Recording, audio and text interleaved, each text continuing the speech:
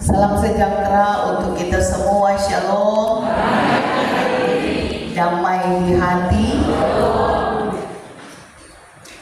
Kita sudah berada di bulan yang ke-11.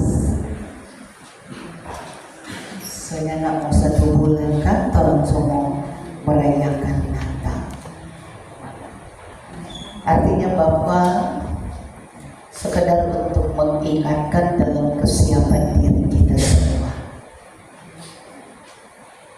Ternyata betapa penting kita harus mempersiapkan segala sesuatu yang nantinya menjadi bagian berkat dalam kehidupan bersama. Saudara-saudara,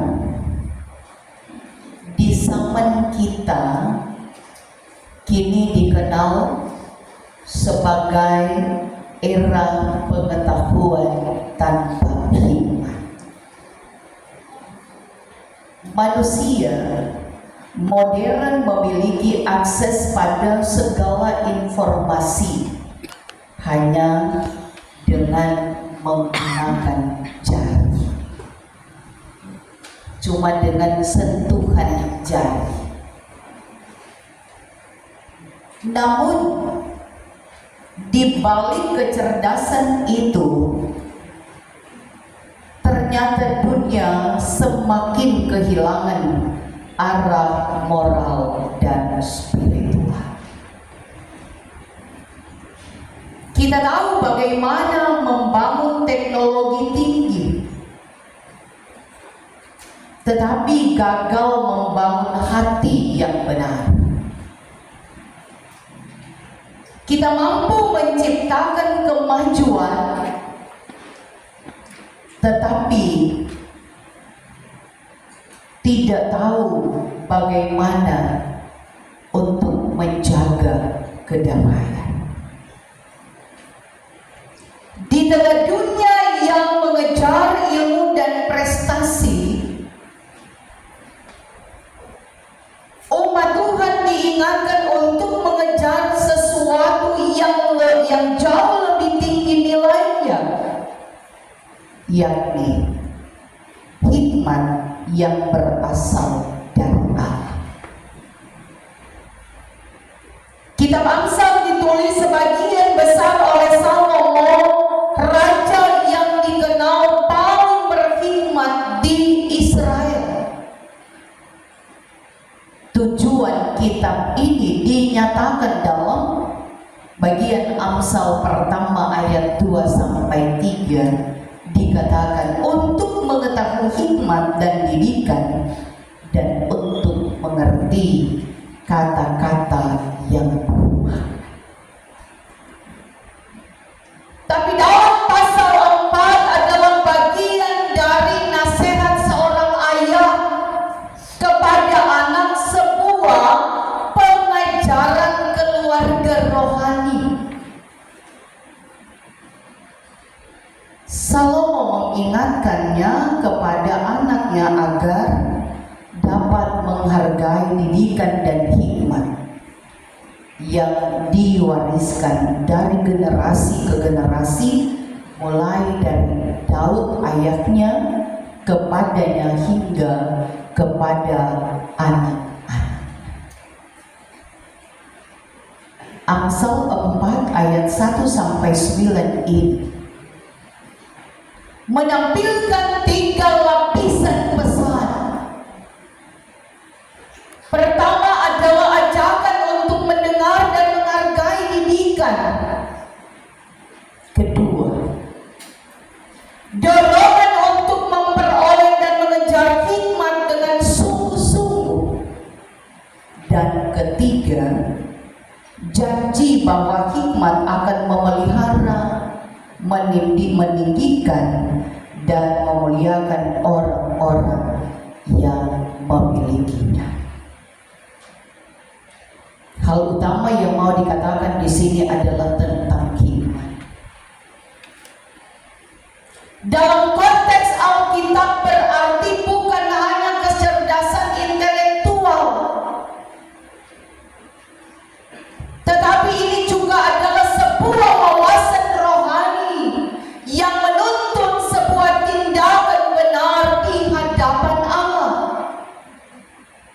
Dengan demikian orang cerdas, orang yang berpendidikan, dikatakan belum tentu dia memiliki hikmat.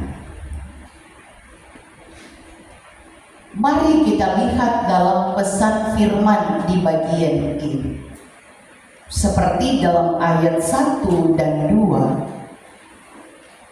Hai anak-anak, dengarkanlah didikan ayah, perhatikanlah supaya kamu beroleh pengertian. Hikmat dimulai dari kerendahan hati untuk mendengar. Kata dengarkanlah berarti taatilah dengan hati. Hikmat tidak mungkin diperoleh tanpa kesediaan untuk diajar dan dikoreksi. Dan ini sebuah tindakan yang diliputi dengan kerendahan hati. Ketika orang memiliki kerendahan hati, maka dia disebut sebagai orang bijak. Artinya selalu siap mendengar dan bukan hanya untuk bicara.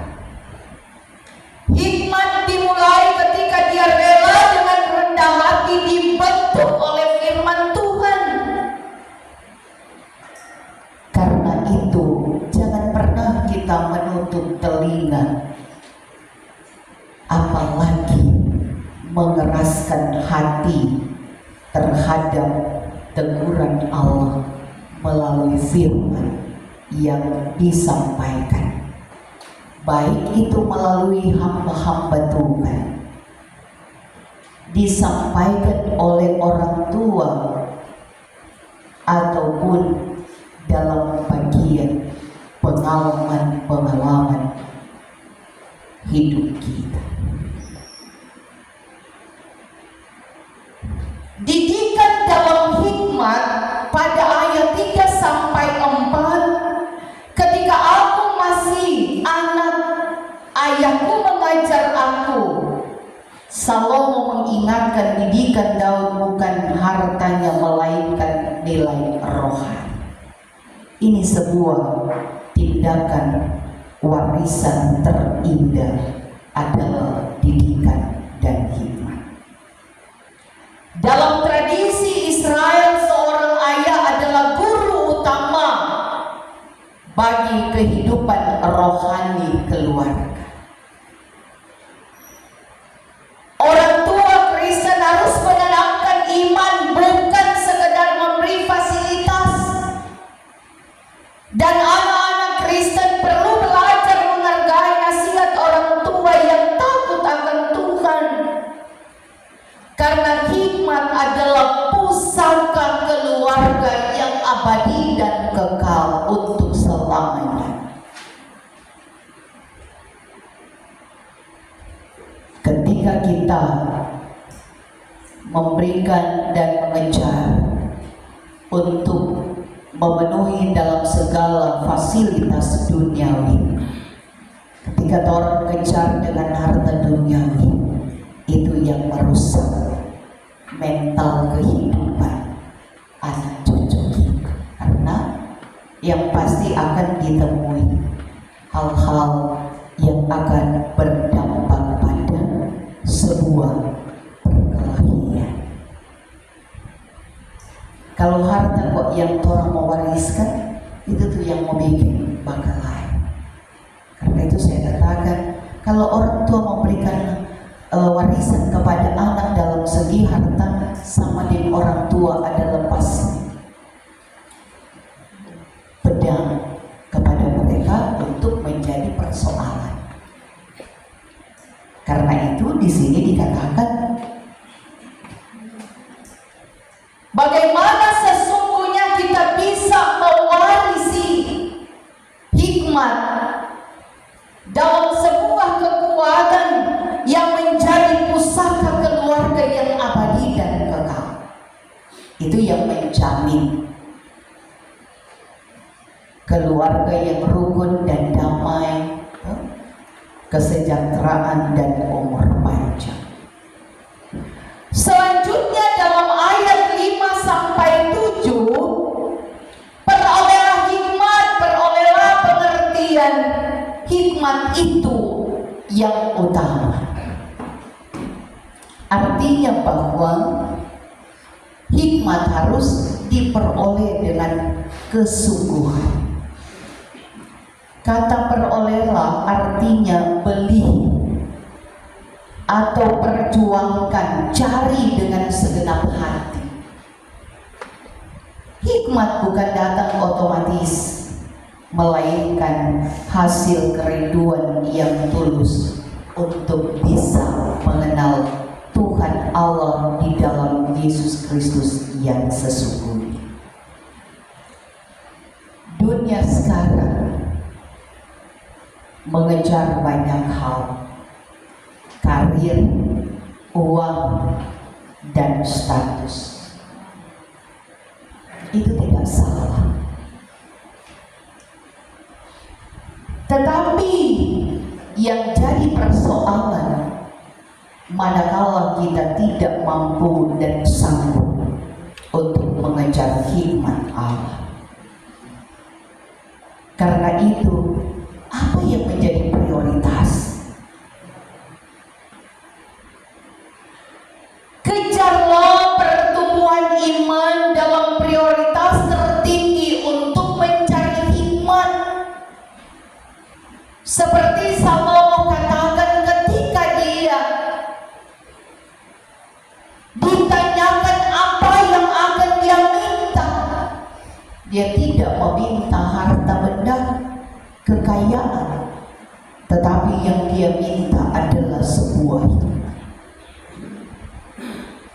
Karena dari hikmat dia menyadari dan memahami bahwa sesungguhnya akan datang berkat yang akan diupayakan, yang akan dikerjakan, dan yang akan disediakan oleh Tuhan. Dan ketika dia menikmati hikmat Allah, maka itu membawa pada sebuah kehormatan dan kemuliaan. Sehingga di ayat 8 sampai 9 dikatakan, junjunglah dia maka ia akan meninggikan engkau. Artinya bahwa hikmat menghasilkan kehidupan yang bermartabat dan yang terhormat. Kehormatan sejati bukan karena kekayaan, tetapi karena karakter dan ketaatan untuk mengikuti sesuai dengan hikmat Allah berdasarkan firman Tuhan.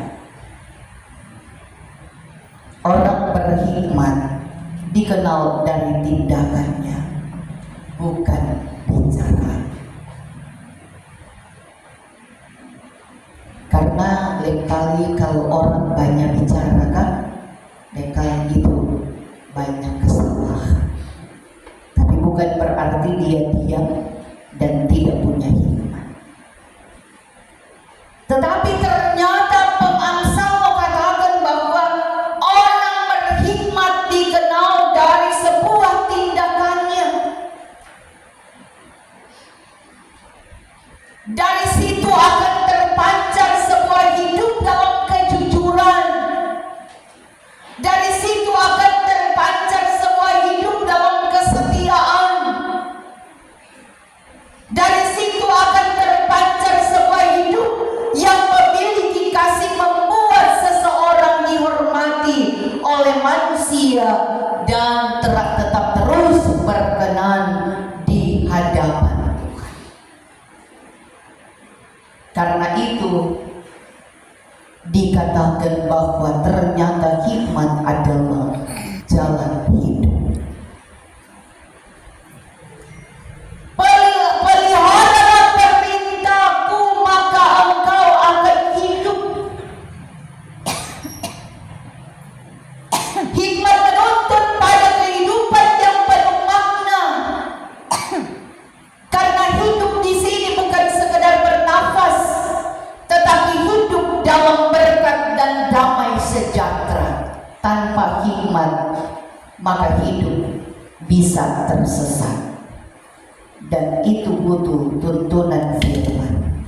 Kita butuh hikmat untuk bisa menavigasi dunia yang penuh tipu daya dan kesesatan formal dalam sikap moral kita. Dan karena itu, ketika kita pelihara hikmat melalui disiplin rohani untuk tekun berdoa, tekun membaca firman, setia bersekutu, tetapi juga menaati setiap tuntunan dan bimbingan Roh Kudus, maka hikmat tetap terus memelihara kehidupan kita. Karena lewat hikmat ini yang senantiasa menjadi relasi dengan Allah, bahwa akar dari seluruh nasihat ini adalah relasi dengan Allah. Karena hikmat sejati bukan soal teori moral, tetapi buah dari hidup bersama dengan Tuhan. Dalam terang perjanjian baru, dalam 1 Korintus 1 ayat 24 dikatakan bahwa Kristus adalah kekuatan Allah dan hikmat Allah. Karena itu, perolehlah hikmat. Dalam kita memperoleh hikmat, maka kita akan mengenal kasih Kristus. Ketika kita memperoleh hikmat, maka kita bisa memelihara hikmat dalam sebuah ketaatan dan kesetiaan panggilan iman kita kepada Tuhan. Karena itu, hikmat sejati tidak diperoleh hanya dari pendidikan tinggi atau pengalaman panjang, tetapi diperoleh karena takut akan Tuhan. Itulah awal dari segala pengertian. Sehingga setiap orang yang mendengarkan perkataan Tuhan dan melakukannya, ia sama dengan orang yang bijaksana. Karena itu, hendaklah kita mengejar dan memperoleh, tapi juga memelihara hikmat ilahi, bukan untuk menjadi sebuah kebanggaan diri, tetapi menjadi saluran kasih dan kebenaran dalam hidup kita. Karena itu, saya dan saudara diingatkan untuk bagaimana kita bisa menggapai sebuah hikmat yang sesungguhnya dalam hidup kita. Kata firman Tuhan, belajar duduk bersama, diam bersama Tuhan, membaca firman, merenungkan firman siang dan malam, tapi juga berdoa, sekaligus dapat membentuk setiap karakter kehidupan kita. Dunia sekarang ini sedang menawarkan banyak konsekuensi dalam masa depan kehidupan kita. Tapi ketika kita tetap terus ada dalam persekutuan di dalam Tuhan, maka kita dengan bijaksana mampu melihat, mampu membedakan mana yang baik yang harus kita kerjakan dan mana yang tidak baik yang harus kita lepaskan dalam hidup. Karena itulah hikmat. Ajarlah anak cucu kita turun temurun, sebagaimana tradisi orang Yahudi, bahwa ternyata seorang ayah adalah panutan dalam hidup keluarga. Berilah keteladanan bagi kehidupan bapak-bapak, tapi juga kita sebagai ibu-ibu, dalam kategori, dalam fungsi tanggung jawab kita sebagai orang tua dalam kehidupan anak-anak.